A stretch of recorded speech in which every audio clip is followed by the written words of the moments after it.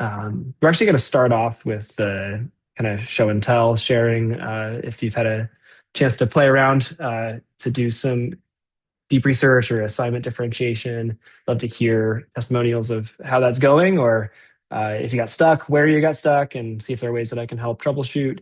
And then we'll jump into some new things that we'll do today. So uh, I guess we're at 33, so let's go ahead and dive in. So um, welcome back. It's good to see you all. I'm going to share my screen and then we'll give you all a chance to talk about what you've been working on here. Uh, so for just a reminder, we were looking last week at um, looking at how to use AI for differentiation and for assignment creation in your classroom. It's ideal. Again, we want to stay in the loop on everything. So as we go back and forth with AI, treating it like a TA that we give feedback to, it gives us some concepts to sift through. It can transform things for us to suit different individual students' needs.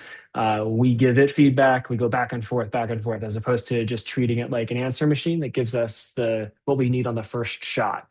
Occasionally, it's great at one-shotting things, but usually your results will improve the more you go back and forth with it, giving it more context, giving it feedback so it can do more tailored and kind of relevant work on your behalf.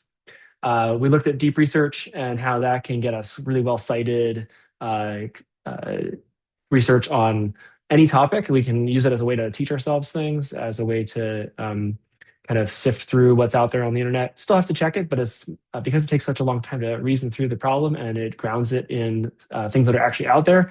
You can see far less hallucination. Doesn't mean it won't reflect bias. That will happen occasionally, and you can constrain that in how you give context to it before you do the deep research.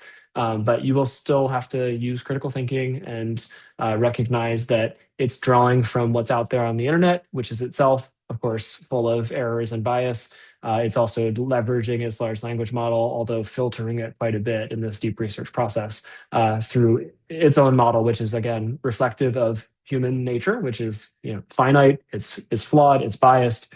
In some cases, it's downright wrong or evil.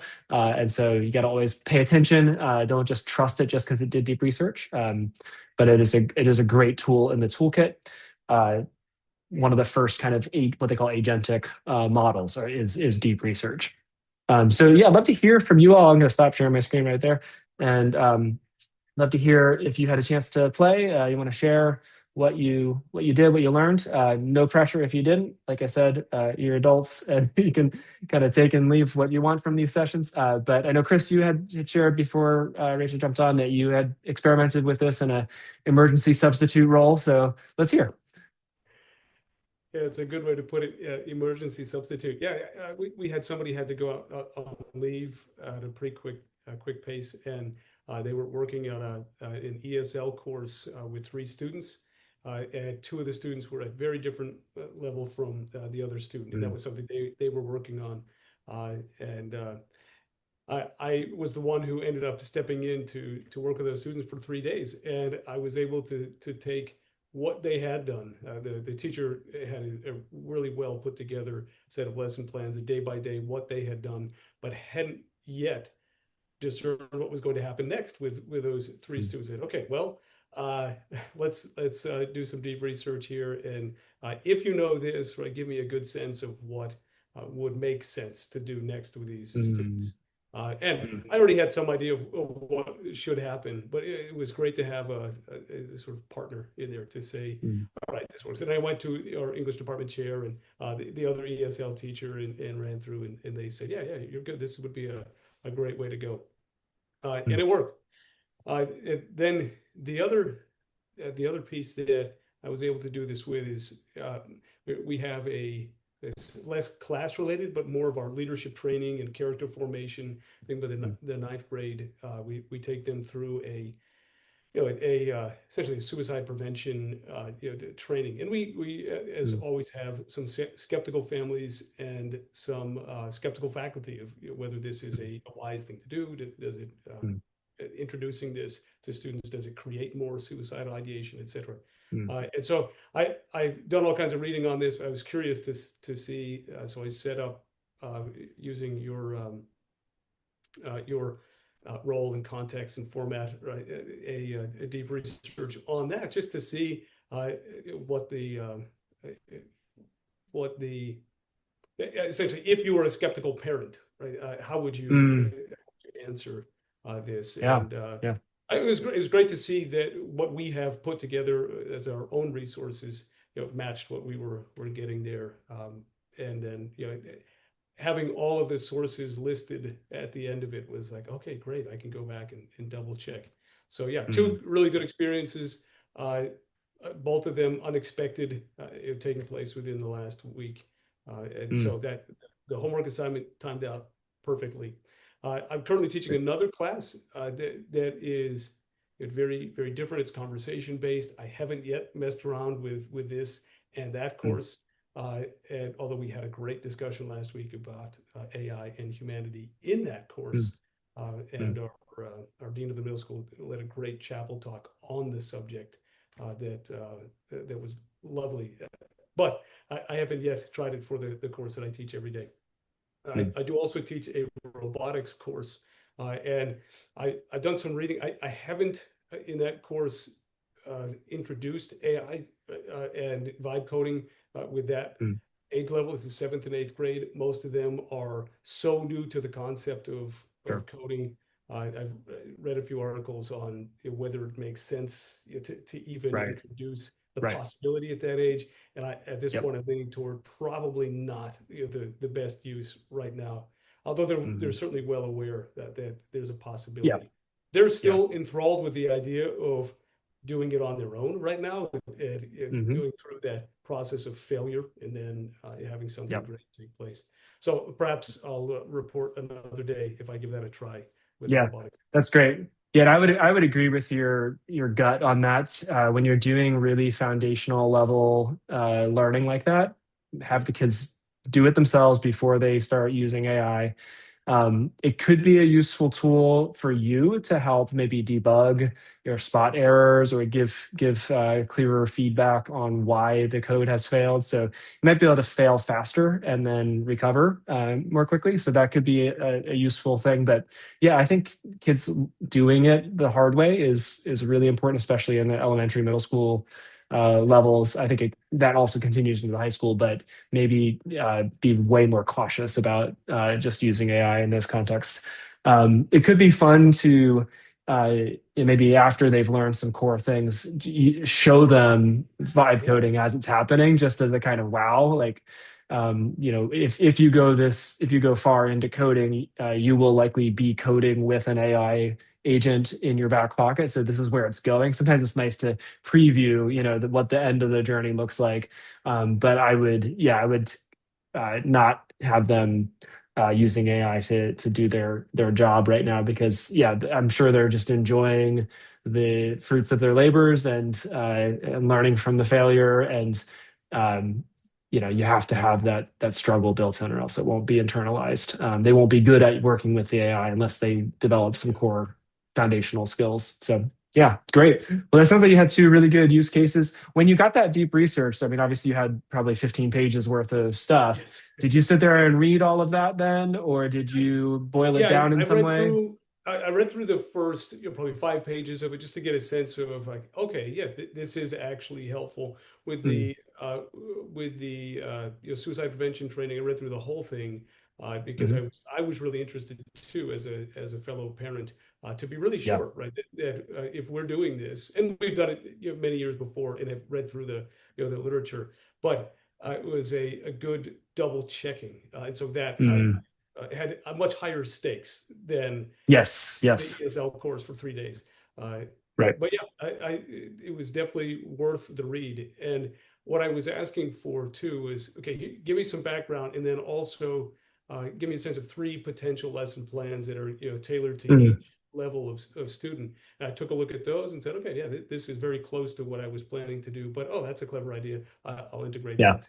So That's great. Yeah, you might want to. I'll show some other things during this session, but put in the back of your head maybe if part of the challenge you've had is in communicating the value of this or communicating what the content is going to be to parents, there might be some interesting uses to transform that research then into some other more digestible format for communication purposes. So that could look like a simple email or a pamphlet or a one pager sort of thing, or it could look like an interactive website that you vibe code. So we'll show off some of that later in this session, and maybe that might be a good at least practice case. You can decide whether to use it then to try out some vibe coding abilities there. I find like you're right, the stakes are super high, and that you were absolutely right to with something of that nature actually read through everything. Yes. Make sure that it's accurate. You do not want to go out to a parent body and say, here's what we're doing about suicide prevention, and have it have something in there that does not reflect what you actually are doing or actually believe. So yeah, absolutely. On some other thing, it may be the kind of research where you really just need to gather together the latest and then get that reformatted for your own studying purposes in a more digestible format. So we'll talk through how to do those transformations.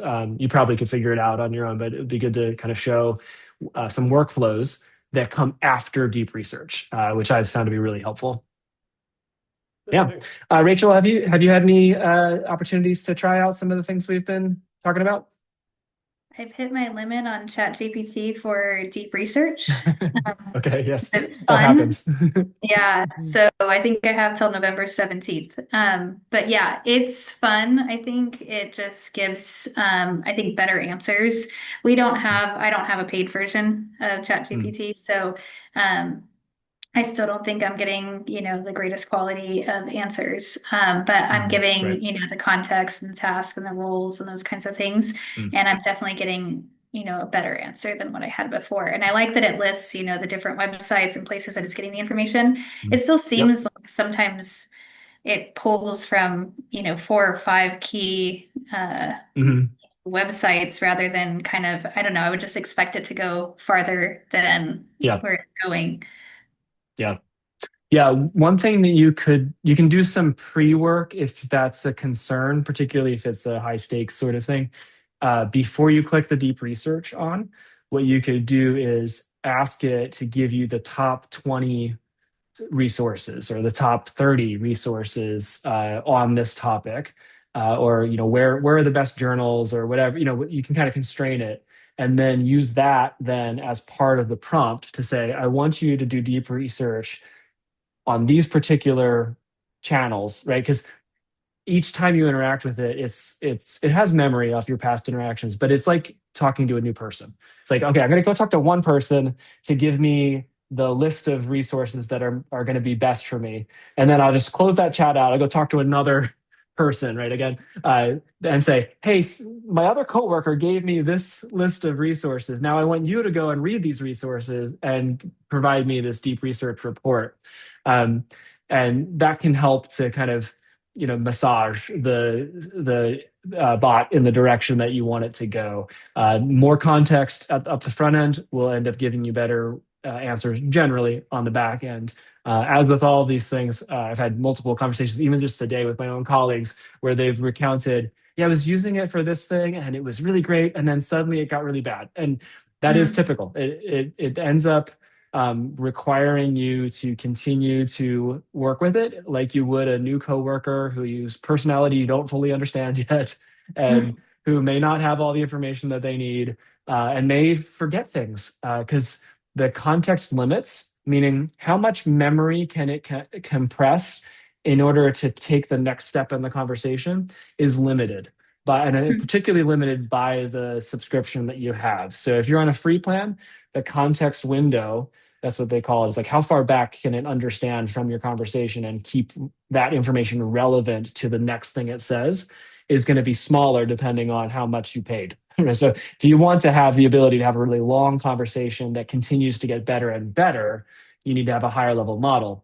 But otherwise, the conversation will actually get worse and worse over time.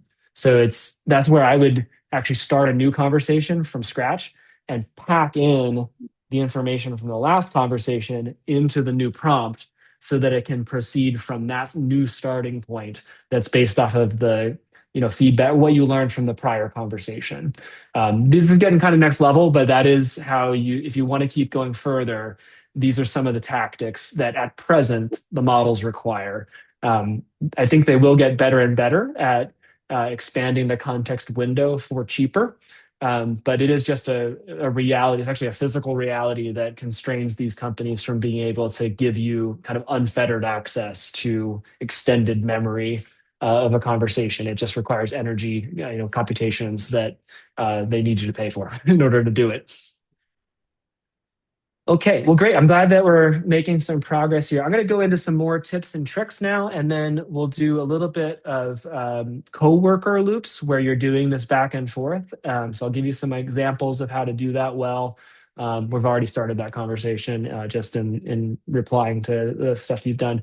And then we'll kind of do some wow moments and kind of see some fun things that are possible with some additional tools or additional approaches. Hopefully that'll unlock some creativity.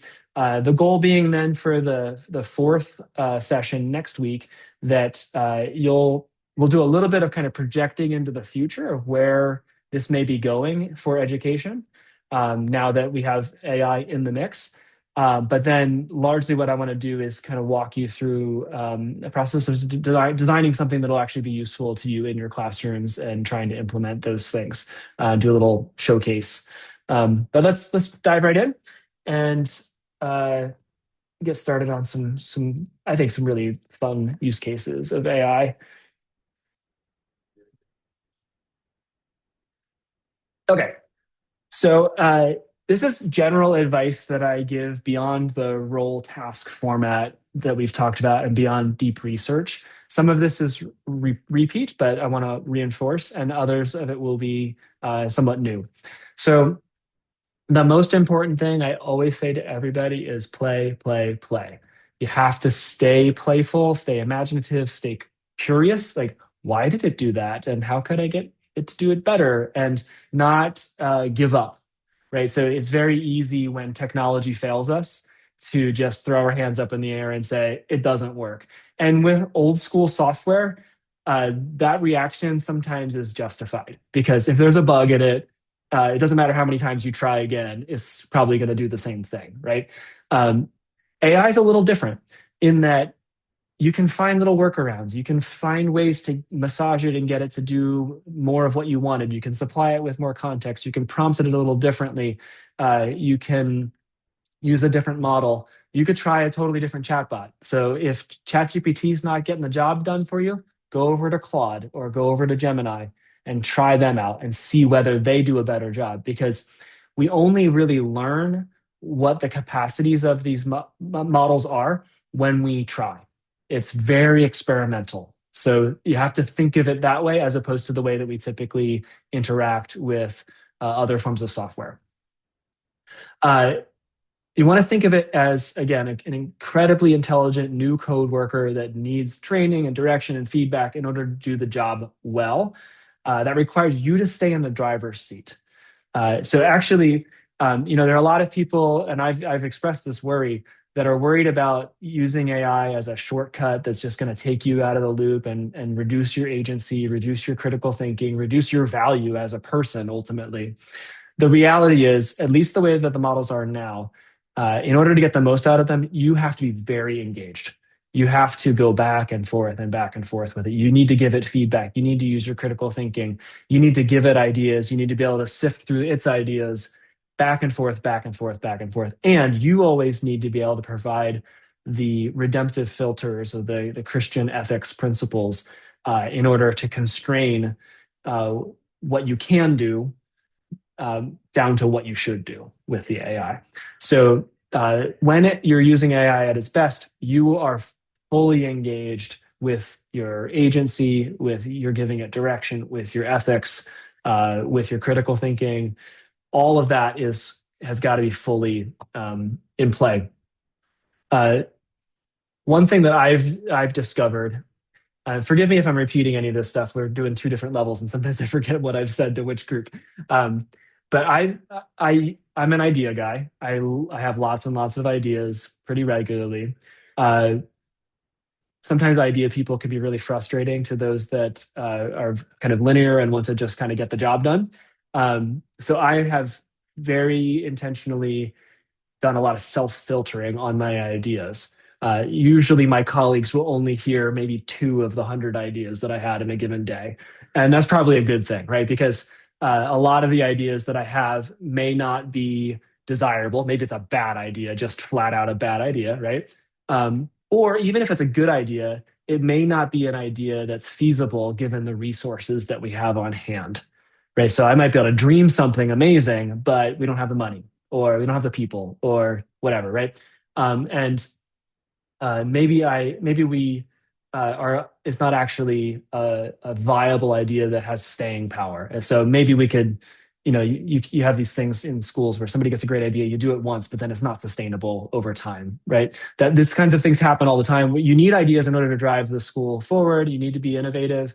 But you should be filtering those ideas through desirability and feasibility and viability. What I've come to realize is that uh, a lot of the ideas that I used to filter specifically because of feasibility, that is, not having enough resources, not having enough skill, not having the personnel. Um, a lot of the feasibility filters I have had to realize no longer apply now that I have AI in my pocket. So there are things that we are now doing as a school that were projects, ideas that we had a long time ago that we're now putting into place because we have AI on our team. So I'll give you an example. I actually don't have access to it, but my colleague Jeff Smith just showed me that he vibe coded an interactive, filterable course catalog for our school. This is something we always wished we could have had.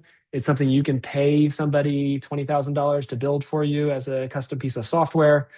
And he vibe coded it in a couple of hours, and it works. We have built chatbots that are able to assist students in every language in their course advising. This is something that we would either have to pay a lot for, or we'd have to hire a whole bunch of staff to pull off. We have students from 40 different countries. Many of their parents don't speak English. And we've been able to now provide way better customer service in the course selection and registration process than we ever have before. So those are ideas that we would have maybe squashed in the past and say, you know what? What we're doing right now is working just fine. Yeah, it might be cumbersome. It might be requiring a lot of human resource. It might not be at the quality we wish it was, or it might not be as accessible as we'd like it to be. But now we can say, wait a minute, we have AI. We can actually do a lot of the things that we didn't think were possible in the past.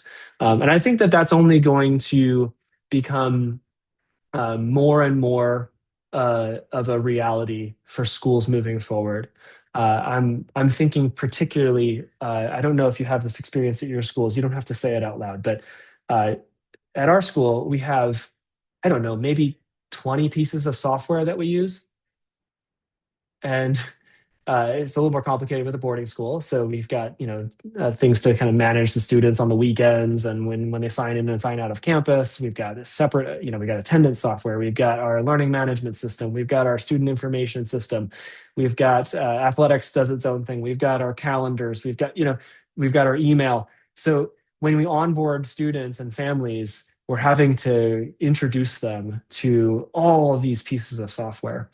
And that usually is because each one of those pieces of software does the individual job better than some of these big ecosystem softwares. So oftentimes if you buy into a whole ecosystem, you end up with, yes, it's all integrated, it all works together, but each one of the parts is not all that good. So we have that with one of the pieces of software that we use, where it really doesn't do anything particularly well, but it tries to do a lot of things in an integrated way. So I foresee a future in which every school will be able to design its own integrated custom suite of software that all talks to each other in ways that are specific to your particular context. Most of the software that we use as schools now are built very generically, and then they try to make them customizable, but then they usually break when you try to actually customize them to the level that you need. So this is something that especially administrators are fully aware of. There is a huge pain point within schools that even if you can get little bits of the software to work for the particular use case, they don't talk to each other, and you're having to train everybody on all these different pieces of software. Wouldn't it be great if we could just have a single system where anybody can go and just talk to it like a human, and it'll give them the information that they need for the task at hand? I think that that's not too far away.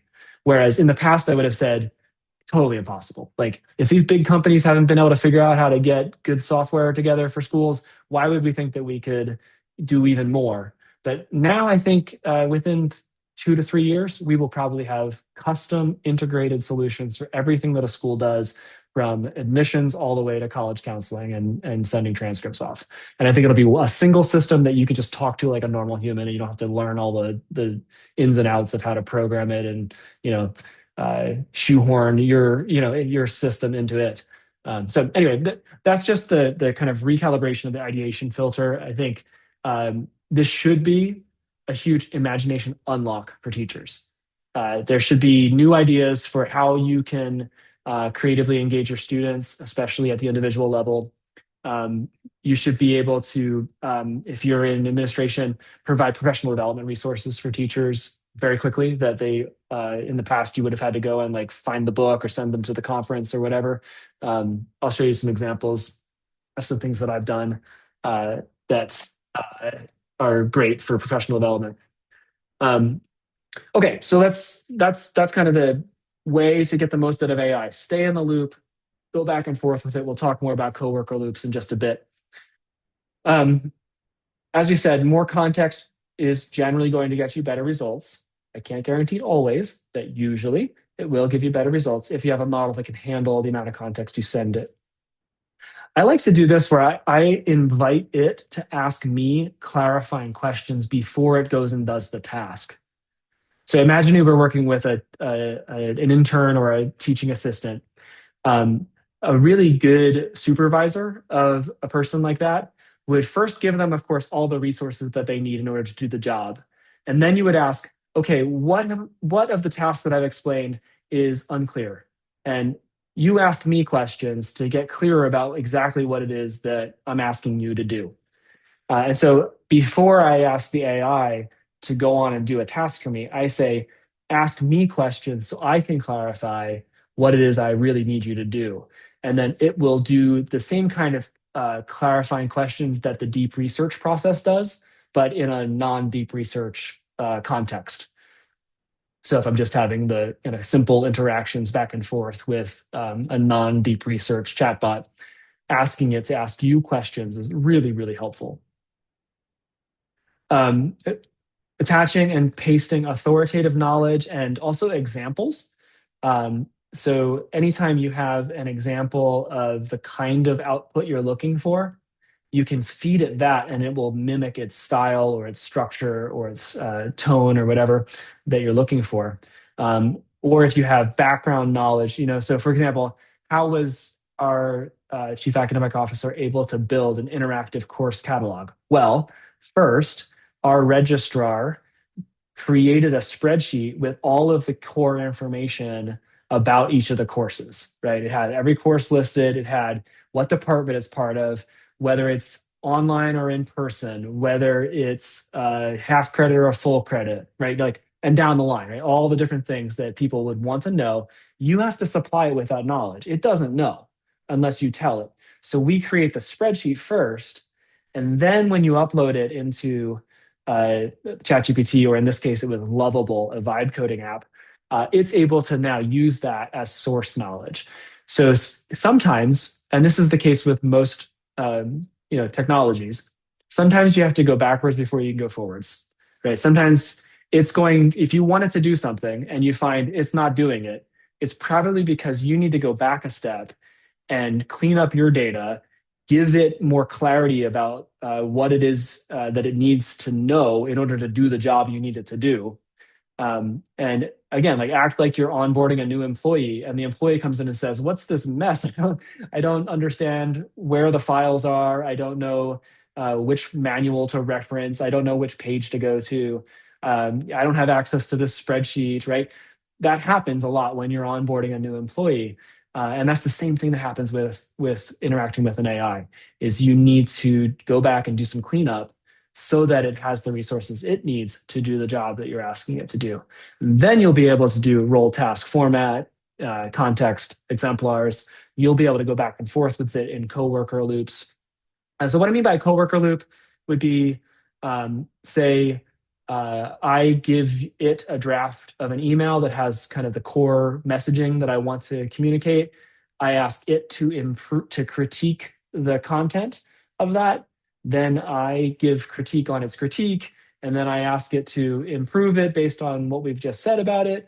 And then either I or the AI draft the final version of the email. I look it over, make sure it's communicating what I intended, and then I can now send it off. So this back and forth process is way better than just write me an email about this for this, parent that I'm concerned about something. Right? If you go back and forth, you'll get a more refined version of it.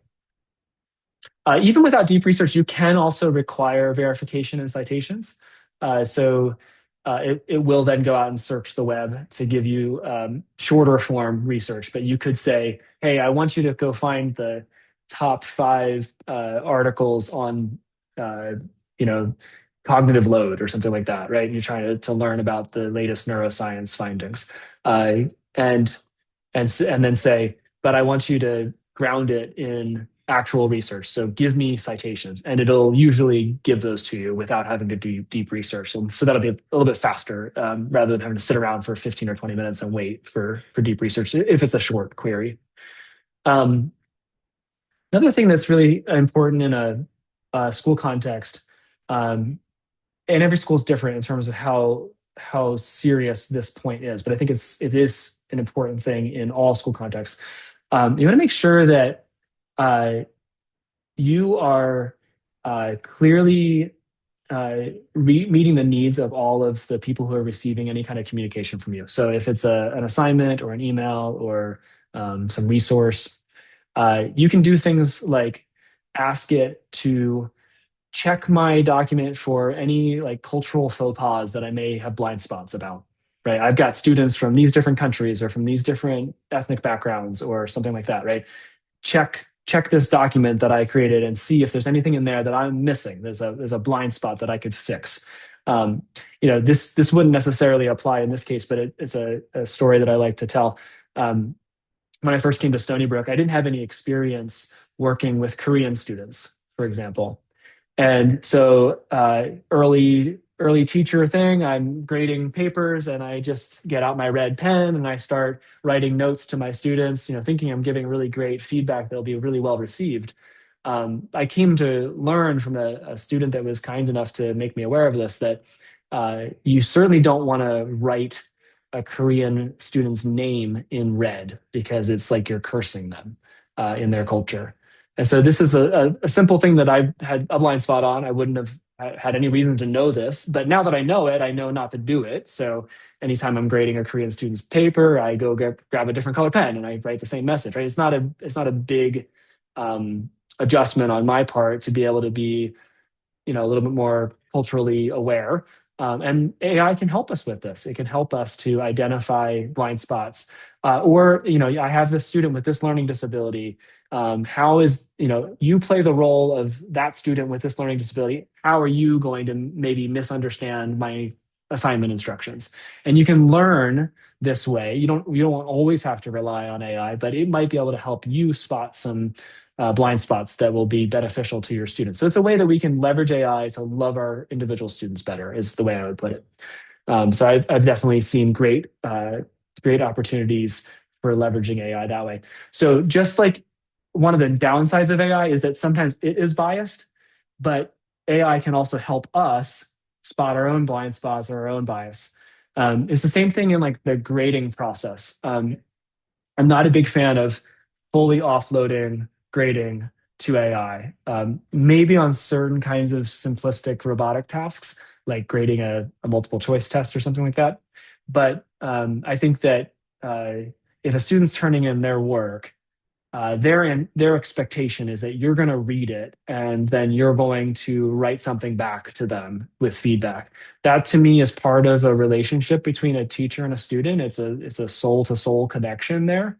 And so I'm not opposed to teachers using AI in that process overall, but ultimately I think that the teacher really needs to be in the driver's seat. They actually have to read the student's work. They actually have to think critically about it. They actually have to give some of their own feedback on it.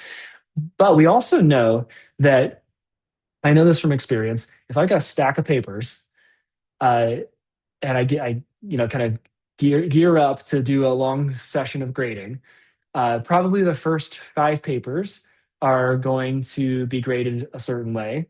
They might then kind of set the tone for the rest of my grading, and then I might run out of steam towards the bottom of the stack, right? So there's all different points of failure in terms of giving equitable feedback to students just because of human nature, right? We have limited attention spans, we have limited energy, our bodies start to fail us at some point, and also there's like recency sort of biases that happen, right? So how do you make sure that everyone was actually graded on the same standards, right?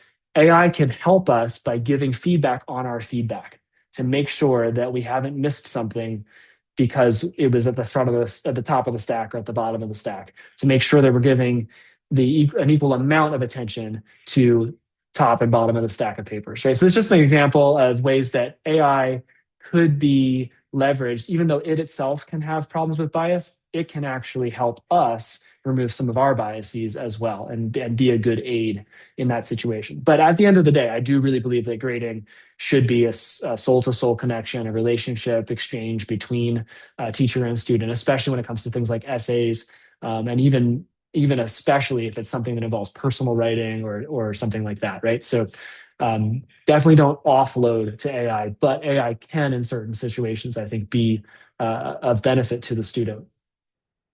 And I think you'll see this with student reactions to AI, teachers using AI to grade. They get really, like, the hypocrite meter starts, those alarms start going off if you say you're not allowed to use AI and then you start using it. I don't actually think that's a fully just accusation on their part. There are definitely things that as an adult you are capable of doing wisely that we wouldn't let students do, right? So we're not going to let a 12-year-old drive our car, right? Whereas adults have those kinds of privileges because they also have the wisdom to be able to do it safely and do it wisely and not abuse it. So I don't know that there's necessarily one-to-one comparison between student use of AI and teacher use of AI. But when you dig in, it's not just that they see it as hypocritical. They actually want to know that you saw them, right? And you care about them enough to give them genuine feedback. And so they don't want teachers to kind of abrogate that responsibility to take seriously what they put hard work into.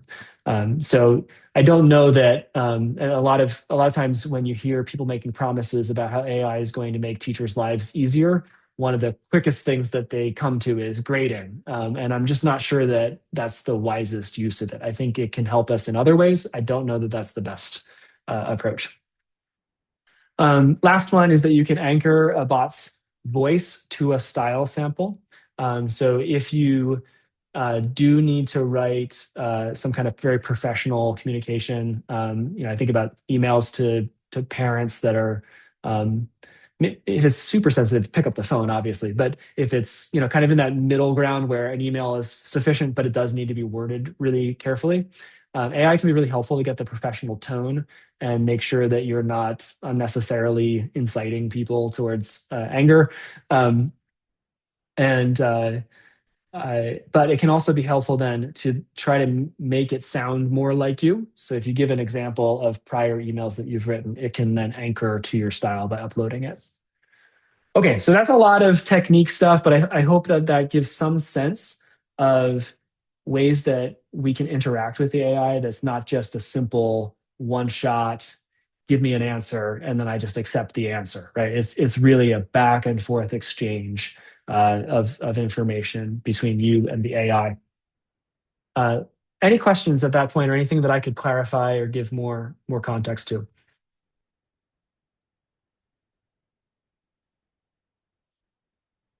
Okay, good to move on. So some examples I'll list here, but then I'm going to do some showing. So this will get hopefully interesting and fun. A great example. Let's say you have a new teacher, or you're teaching a new curriculum, and you've inherited something that maybe was written for a secular school context, for example, right? A lot of the content that we use in Christian schools is also used in secular contexts, textbooks and resources and things like that. Or maybe you're a new teacher to the Christian school world. You came from a public school environment. You've brought some of your know-how, your resources to bear.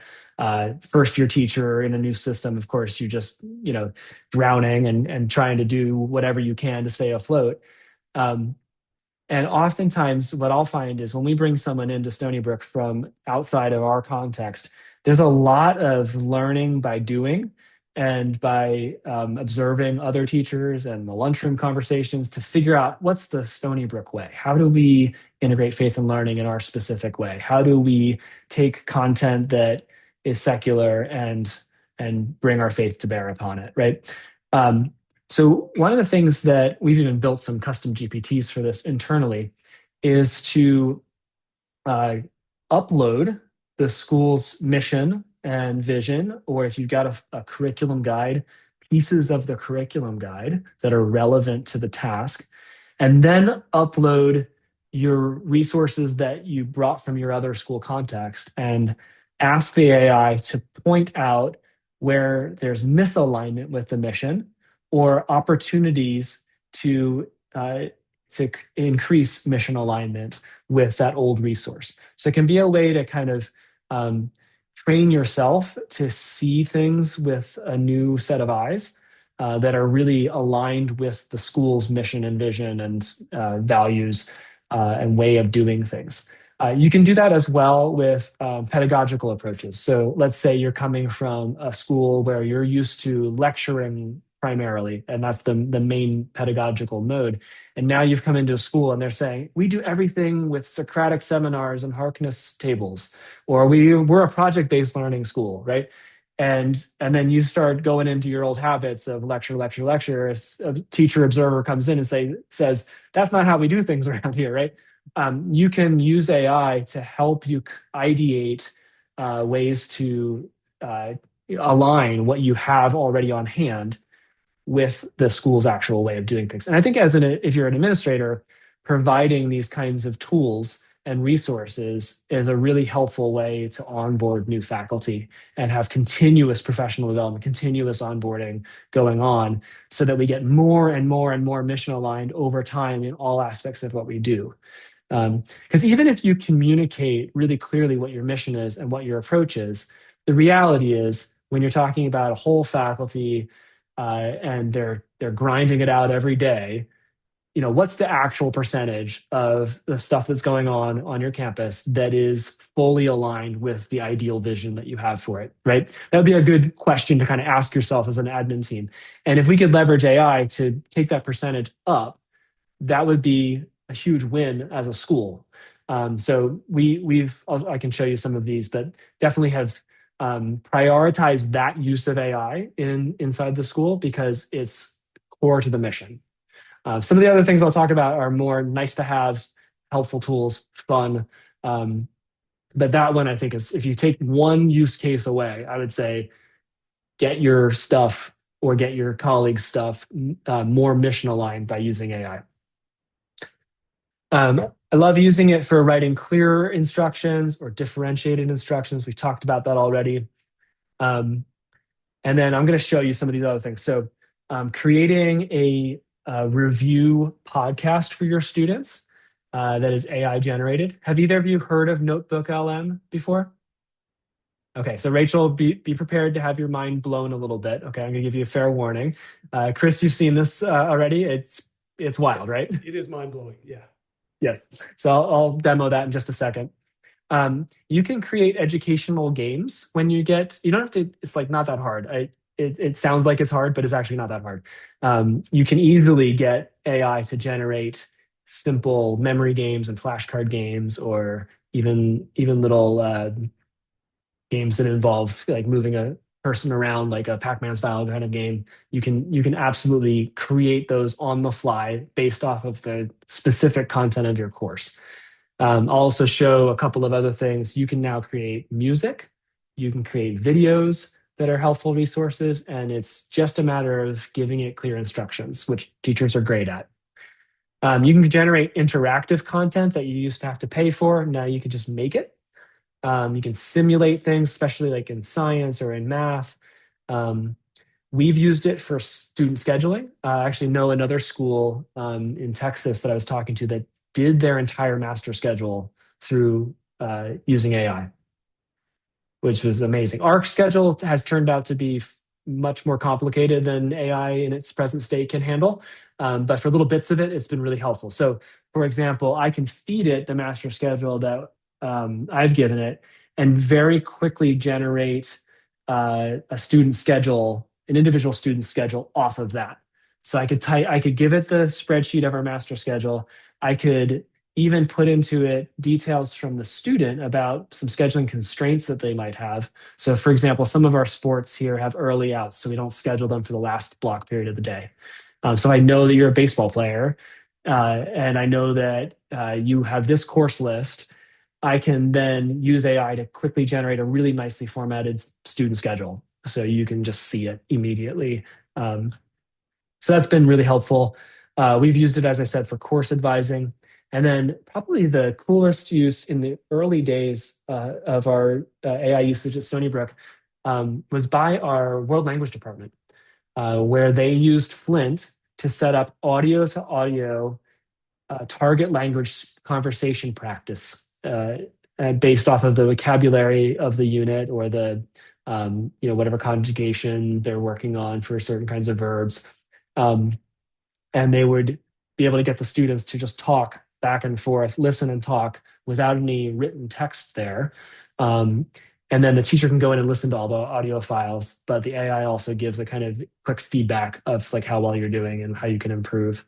So that's been a really cool use case. You could use it for Bible memory. Like you want to help kids memorize Bible verses. I quickly trained a bot to be able to, first of all, tell you whether you got it right, whether you got the words right. And then if you had some error, whether the error changed the meaning or not. Because that's, I think, relevant, right? Like some mistakes are worse than others, right? And so you can do that. I've also created a bot that can take student handwriting and translate it into typed text. So when students handwrite an essay in class, it can read it and then spit back out typed text for the teacher then to work with. All right, so here's a coworker loop idea, and then I'll do some demoing of some things here. So imagine you're the teacher. You have a lesson plan that you've already created. You say, here's my lesson plan, upload it. Or even just type it, here are my goals. And then upload your school's curriculum guide and ask the AI, suggest 5 ways that I can improve faith and learning integration based off of this curriculum guide. So that's going to constrain the model to be very relevant to your particular school's context and your approach to faith and learning integration. Notice I've asked it to give me 5 suggestions, not just tell me how to do this. Because what I want to be able to do then is, after it gives me 5 suggestions, I want to be able to use my own agency to pick which ones of those suggestions are the most helpful and most relevant. So then it will spit out your 5 suggestions on how to do this.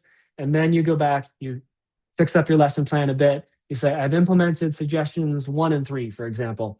Now give me critical feedback on this revised lesson plan in light of this attached description of my students and their unique needs. So I've got a student with dyslexia. I've got a student who struggles with executive functioning.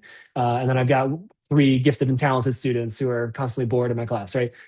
Now review my lesson plan in light of that composition of my classroom, or I've got 3 students from Nigeria and 2 students from China and 4 students from the Hamptons, right?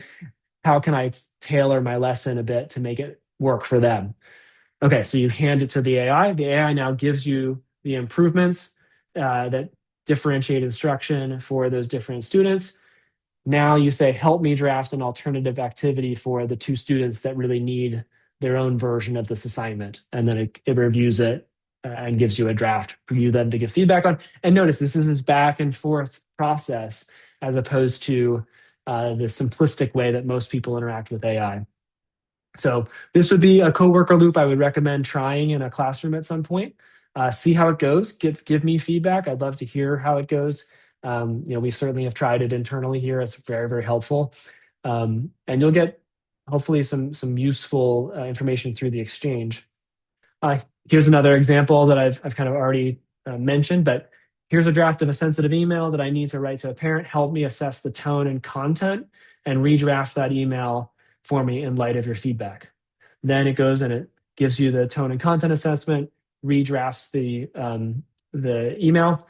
Then, okay, now let's practice a follow-up conversation I'm going to need to have with this parent on a phone call using a role-playing simulation.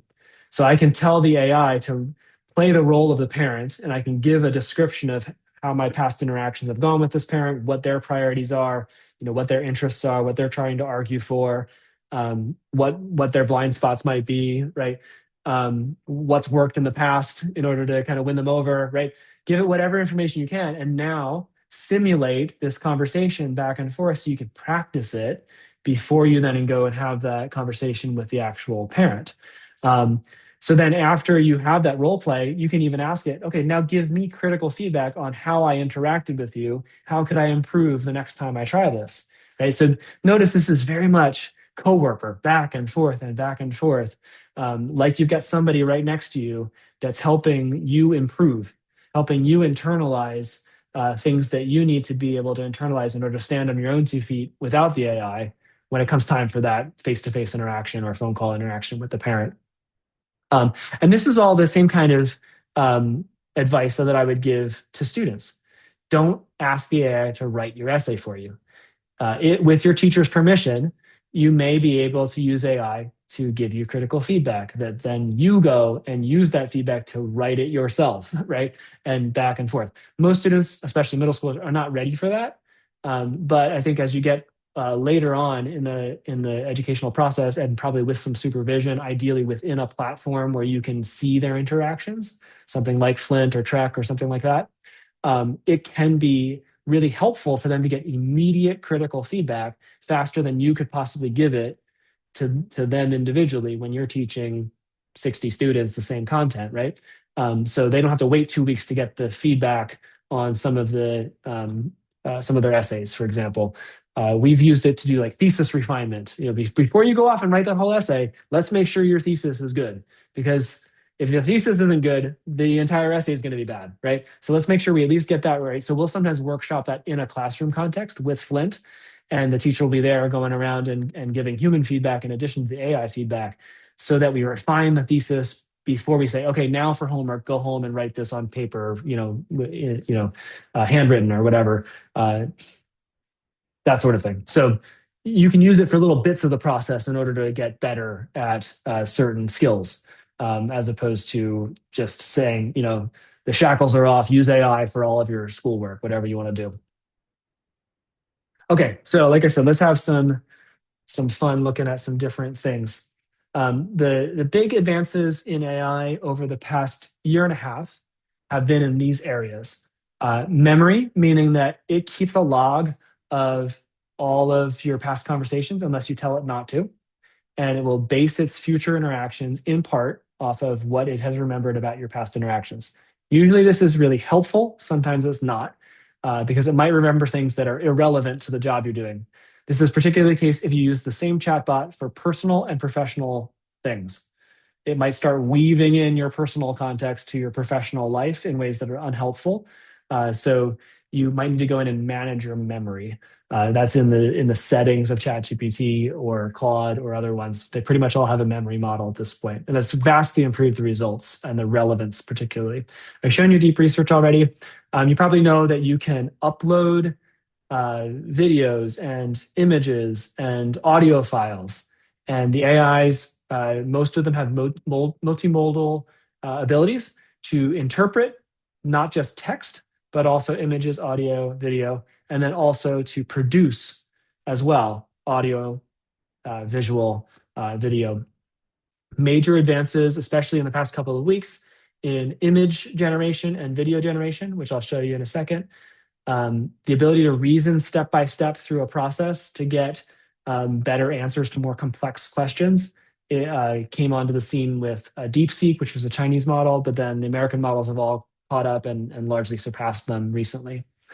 The ability to link in Google Drive or Gmail. So I can now toggle on in the connectors section, search my email for these conversations that I had with my colleagues about X, Y, and Z, and it'll actually be able to search through that and provide relevant responses. It can help you decide email triage tasks, for example, like, hey, read my last 20 emails in my inbox. Which is the most important one for me to respond to right now? Which ones can I put off until tomorrow? So it's getting good at that kind of stuff. It can search your Google Drive now if you give it access as well. So you can ask it to refer to documents that you have stored in Google Drive, so long as you give it enough information about how to find it. Vibe coding is the most fun. I'll show you some of that stuff. And then the cutting edge right now is AI agents, which are not just assistants, but they actually go off and on their own do tasks for you. That's what's happening in the business world, and you'll start seeing it happen in the educational context as well. So that's all the crazy stuff that's happening now. But let me just show a couple of demos because I think it's helpful to show rather than just tell. Okay, so I'm going to start with something not in NotebookLM, because I think that's really, really fun. So share. I got to share separately because I got to make sure I turn on the audio. Share sound. Nice. Okay, so let's go to here. All right, so I'm on this site. Chris has seen this before, but notebooklm.google. So it's a Google product. I'm going to log in my account, and these are notebooks that I've created. And when you do this, you create new, and then you just add resources. So this is one that I wanted to do to kind of understand Andy Crouch's views about redemptive AI. And I noticed that I knew I had already read a couple articles. I watched a couple of videos. I saw a few other videos out there on YouTube that had Andy Crouch being interviewed by some podcast host. So I just added resources by connecting website links and YouTube URLs up into this thing. It allows you to put 50 sources into the pot here, up to 50 sources. So that's a lot of sources that you could put together on anything you want to learn about, anything at all. So, it could be something about something in pedagogical methods, right? Or it could be in curriculum design, or it could be a particular topic that's new to you, a new unit that you're teaching in your class. Upload any relevant resources, websites, documents, YouTube videos, and then it'll take those sources and it'll turn it into a summary. But then you can create these video overviews, which is basically a slideshow with audio attached to it. You can do an audio overview, which is a podcast that is completely AI generated. You can do mind maps, which are really fun to see all the conceptual connections between the different components of the research. You can also create a quiz for yourself. You can do different kinds of reports. You can make flashcards. All of these are kind of study resources for yourself based off of whatever you put in here. So I'll show you what happens with the audio overview. And I don't know how long ago it was, maybe I'd say probably 5 months ago, because this was new. You can now interrupt the AI generated podcast and ask it questions, and the hosts of the podcast will answer your questions for you. So let me demo this for you. If you haven't seen this before, it's wild. And I'm going to use interactive mode in order to do that. So let's see how it goes. Welcome to the deep dive. Today, we're really unpacking something critical, aren't we? This whole question around artificial intelligence. Are we building a tool? Or maybe a partner? Or something else entirely, like a moral competitor? Exactly. And how do we take this incredible, almost intoxicating promise of AI, all the things it can do, without accidentally absorbing the hidden costs? That's the tension. That really is the core of it. We're trying to move past the usual worries like, will AI take my job? Or the big sci-fi fear, right? Will some superintelligence wipe us out? Right. We're setting those aside for a moment. Oh, wait. Someone wants to join. Hey, go for it. Yeah, I'm just wondering if you could cut to the chase and tell me what Andy Crouch thinks about AI's use in Christian education.